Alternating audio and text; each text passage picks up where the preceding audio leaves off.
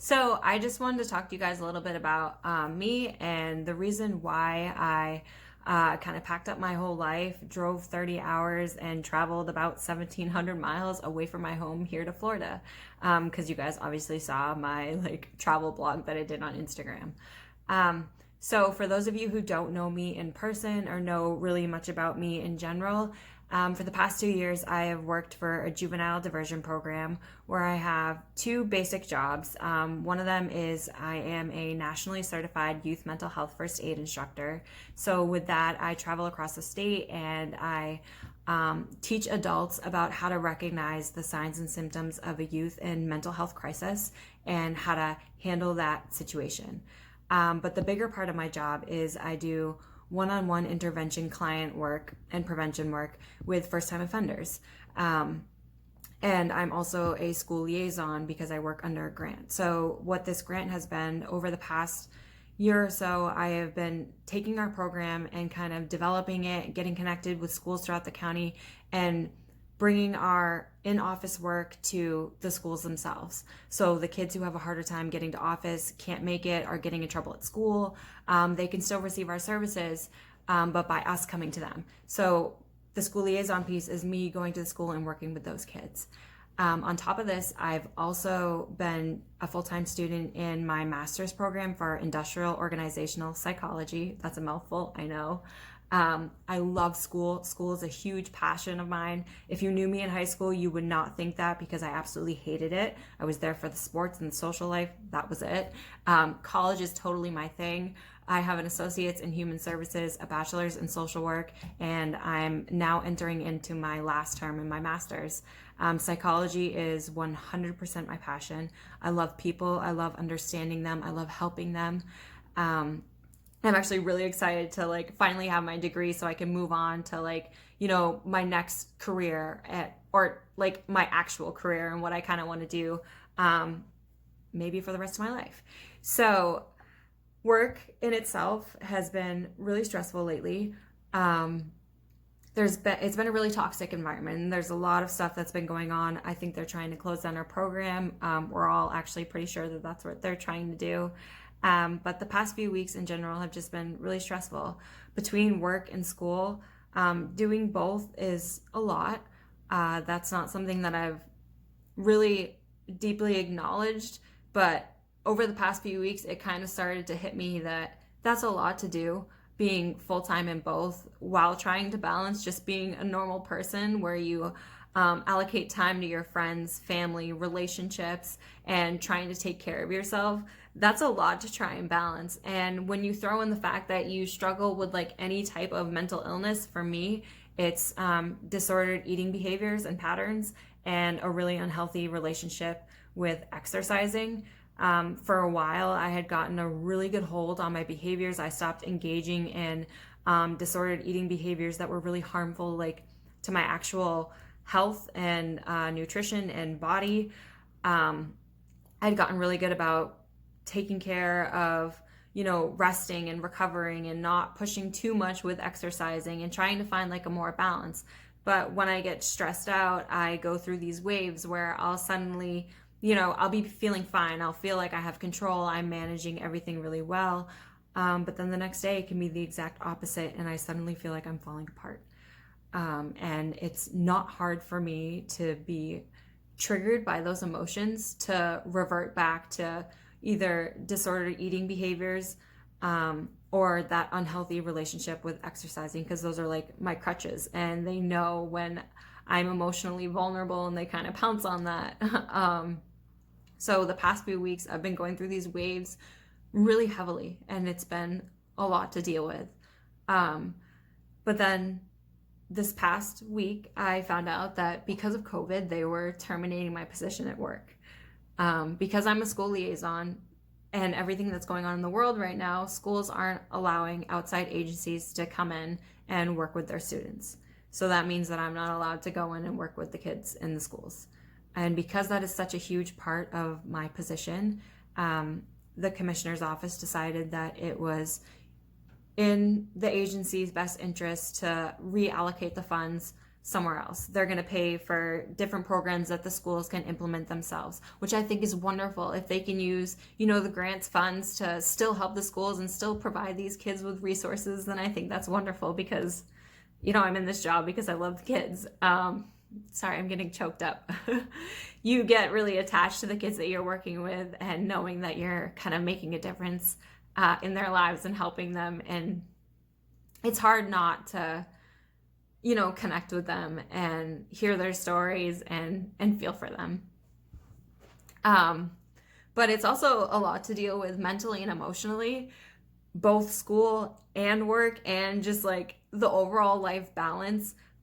When you're someone who has a lot of empathy, you kind of take on other people's emotions and other people's stresses. So for me, like in the work environment, when I'm working with those kids and I'm hearing their traumatic stories and what they're going through, it's really hard not to let that kind of stuff impact you. So that in itself is a lot to take home every day, and then to deal with the stress of school and the workload, and then trying to find balance with myself and find time to hang out with my friends and my family and the people that I'm trying to date. Like, it just becomes a lot and it gets really overwhelming. So when I found out that they were terminating my position, I had a lot of mixed emotions about it because I love what I do, but I'm also really stressed out by what I do and constantly feeling like I'm burnt out. But it came at a poor time because it was finals week for my last term, and they were my two hardest courses so far in my program. So I was really stressed as is, and then receiving that news was just kind of like, oh my gosh, like, why now? So I was dealing with a lot of really heightened emotions, and I already was in one of those waves where I wasn't being kind to myself. Because when I get stressed, I immediately pick on myself and I lose all of my self-compassion, self-love, and self-care. It just gets thrown out the window. And it's really hard for me to pull it back in when I'm in those heightened emotions. So I try to view it through two lenses. One where it's like, wow, this sucks, and I need to feel that. And I deserve to feel that because I put a lot into that position. But also I was so relieved because of how stressed I was from the overall work environment, what was going on between, the human service department as a whole and the way our agency was being treated. So I just wanted to take the sudden break that I was going to have to work on myself, because I'm in a place right now where I feel like that needs to be a priority, because for a while it hasn't been a priority of mine. I kind of throw out my ability to take care of myself when there's so much going on in my life. So I called my grandfather, who lives in Naples, during the winter months. He's not here right now. He has another home in a different state where he spends his winter months. So the condo here just kind of sits empty unless a family member wants to go visit it. And I told him that I told him what happened with work, and that I really just wanted to take this time to get away and to focus on myself, get myself re-regulated with healthy and positive habits that would make me feel good about myself and allow me the opportunity to actually take care of myself, and do it by myself. I'm not good at being alone. I never really have been. I always rely on my supports or other people to kind of bring me comfort when I'm hurting. But I want to be able to be okay by myself. And one of the ways to do that is to kind of just be alone. And rather than trying to immediately find a new job, I feel like it would be in my own best interest to get through my last term of school. It's a couple weeks, have my master's, and then actually find a job that I know I'm going to wake up every single day and be like, wow, this is what I love to do, and this is what I worked so hard for, and this is where I want to be. I didn't have those feelings when I worked at Diversion. Yes, I loved working with kids. I loved what I did and the impact that I had in their lives. And I loved teaching adults. It's so cool. But it's not my passion. I want to work with adults. I want to work for a big organization. So I felt like I should take the time to work on myself, focus on my school, because I've always been someone who's worked full-time and gone to school full-time, to just really isolate it down to one thing and focus on that and let that be my attention. And I really wanted to get this wellness platform launched. I'm almost done with my website. I've been so productive with it. I've done so much research. There's so much that I'm looking forward to sharing with you guys. And being able to do that allows me to also understand more stuff about myself and what I'm going through and how it's okay to feel the way that I feel sometimes. It's so easy for me to offer advice and, give information and support and love to other people, but I have such a hard time, flipping the script and doing that for myself. And that's something that I really need to work on. Like, my mom always says, like, practice what you preach. So I really am trying to practice what I preach because I want to care about myself. And when I'm in those moments where I do have that self-compassion, self-love, and self-care for myself, I feel so powerful and so proud of myself for being there because I recognize that I have experienced and gone through a lot that made me engage in the behaviors that were so unhealthy for me. But I also put so much effort into healing and recovering from that to let stressors and overwhelming life take away from all the progress that I made. That's just like, that's taking away from myself and all the work that I put into getting better. And I want to stay on that track of continuing to help other people, but also help myself and keep myself accountable to being well. So that's really why I came here.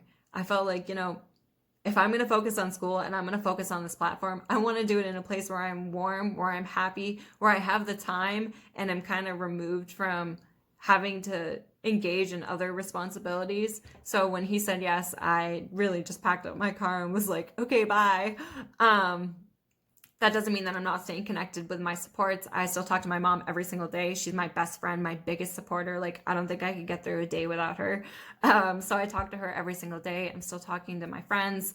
I do have a therapist, and I had to say goodbye to him in person the Wednesday before I left, which was actually really hard because he has been one of the biggest supporters that I've recently taken on.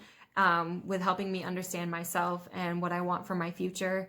So having to kind of like depart from that or pull some closure was really difficult, but we're still going to be doing Zoom sessions, phone calls. So we're still staying in touch. So I still have that therapeutic process going on, even if it's not face to face. The first session's tomorrow, so hopefully it goes really well. I'm looking forward to sharing what I've been going through so far or what I've been experiencing and what that whole travel trip was like. But I really just feel like getting away was the right move for me. And it's going to help me understand myself better and figure out what my next steps are and help me go back to those high waves where I'm feeling really good about myself, taking care of myself, loving myself, and being compassionate to myself. Because everybody goes through these stressful things, and a lot of people deal with mental illness. A lot of people don't talk about it, but it's good to take care of yourself, and it's important and it's necessary. And I felt like this was the move for me to be taking care of myself. And I realized that I just rambled for a long time, but there's a lot of emotion and reasoning around this whole sudden trip that I just can't really, phrase in one simple way. So essentially I'm here to work on my platform, work on myself, and to give myself a break because I've done a lot and I feel like I deserve to have a break and to find some balance again.